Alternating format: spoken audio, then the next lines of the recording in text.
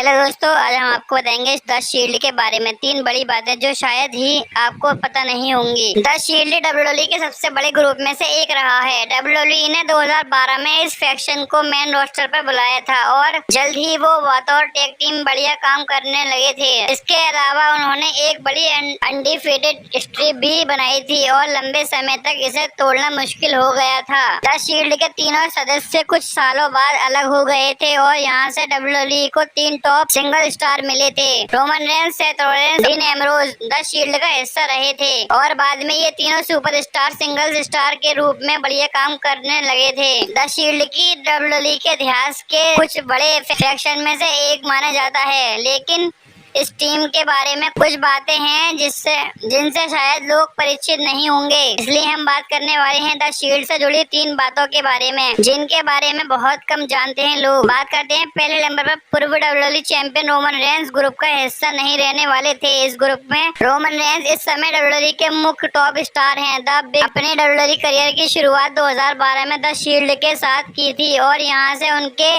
WWE career की शुरुआत हुई थी। रेंस का द शील्ड के साथ सही तालमेल रहा है। इसके बावजूद काफी कम लोगों को पता होगा कि रोमन रेंस की शुरुआत में इस फैक्शन का हिस्सा नहीं रहने वाले थे। सेथ रॉलिंस और डीन एम्ब्रोज के साथ केशस ओहोनो को जोड़ने का प्लान बनाया गया था, लेकिन बाद में प्लान्स बदलने पड़े और रोमन रेंस को द शील्ड की तीसरे सदस्य के रूप में चुन लिया था। बात करते हैं डीन एम्ब्रोज डब्ल्यूडब्ल्यूई की द शील्ड को तोड़ने वाले थे। 2014 में द शील्ड के लोगों के लिए सबसे चौंकाने वाला पल आया था जब सेथ रॉलिंस ने डीन एम्ब्रोज और रोमन रेंस को धोखा दिया था। डब्ल्यूडब्ल्यूई ने ये प्लान्स अंतिम समय पर बताए थे। डब्ल्यूडब्ल्यूई ने डिसाइड किया था कि डीन एम्ब्रोज साथियों को धोखा देकर हील टर्न लेंगे, लेकिन बाद में विंस मैकमैन ने प्लान्स को बदल दिया था। इसके बाद सेथ रॉलिंस ने हील टर्न लिया था और शील्ड के इतिहास के सबसे चौंकाने वाला पल देखने को मिला था। बात करते हैं फाइनल स्टोरी के बारे में। डब्ल्यूडब्ल्यूई सुपरस्टार जॉन सीना के खिलाफ हारने से किया था इनकार। 2013 में द शील्ड की जॉन सीना, रायबैक और शेमस के साथ दुश्मनी चल रही थी। डब्ल्यूडब्ल्यूई का प्लान था कि जॉन सीना और उनकी टीम